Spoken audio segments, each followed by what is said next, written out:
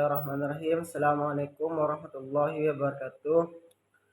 Hamdan wa syukranillah yang kami takzimi pengasuh yayasan yakni Kiai Haji Muhammad Hasan Mutawakil Allah SHMM, dan yang saya hormati Ketua Rektor yakni Abdul Aziz BAMAG dan dosen pengampu Nur Amin MPD. Langsung saja saya akan menjelaskan tentang metode penyelidikan dalam psikologi. Metode penyelidikan dalam psikologi adalah cara-cara sistematis yang digunakan oleh para psikolog untuk mengamati, memahami, menjelaskan, dan memprediksi perilaku dan proses mental manusia.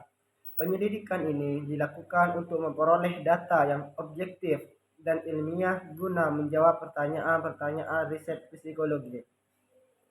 Tujuan metode penyelidikan psikologi: menjelaskan fenomena psikologis, menguji teori atau hipotesis, mengembangkan pengetahuan ilmiah, memprediksi perilaku manusia, mengontrol variabel untuk memahami sebab akibat. Jenis-jenis metode penyelidikan psikologi.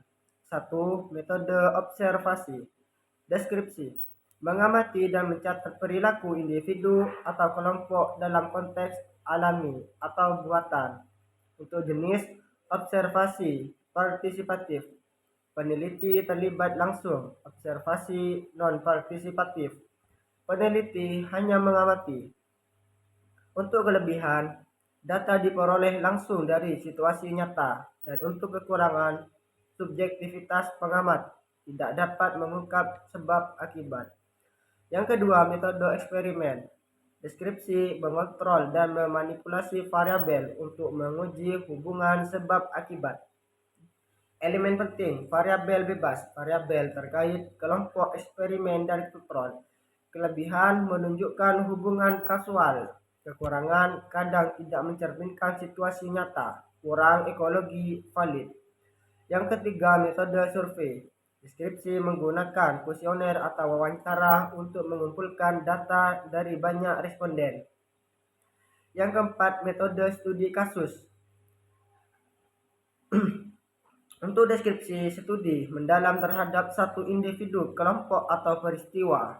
Yang kelima, metode tes psikologis. Deskripsi, menggunakan alat ukur yang telah distandardasi untuk menilai aspek-aspek psikologi, misalnya IQ, kepribadian. Yang keenam, metode klinis atau wawancara. Deskripsi digunakan dalam psikologi klinis untuk mengevaluasi kondisi mental dan emosional individu melalui interaksi langsung. Yang ketujuh, metode longitudinal dan cross-seksional. Mengamati subjek yang sama dalam jangka waktu yang lama.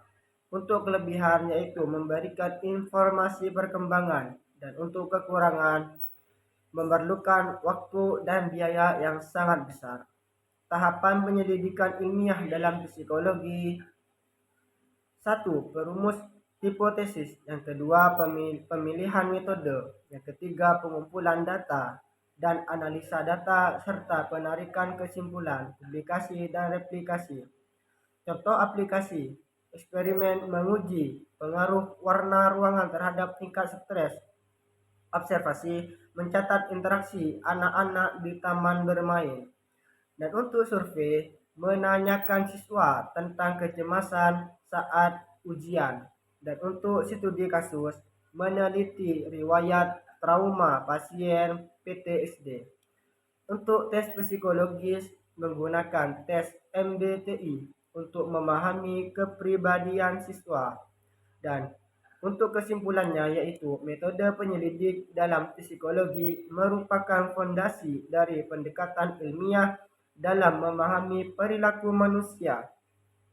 Setiap metode memiliki kelebihan dan keterbatasan, sehingga pemilihan metode yang tepat sangat bergantung pada tujuan penelitian, jenis data yang dibutuhkan, dan konteks penelitian. Sekian penjelasan dari metode penyelidikan psikologi. Kurang lebihnya mohon maaf. Wassalamualaikum warahmatullahi wabarakatuh.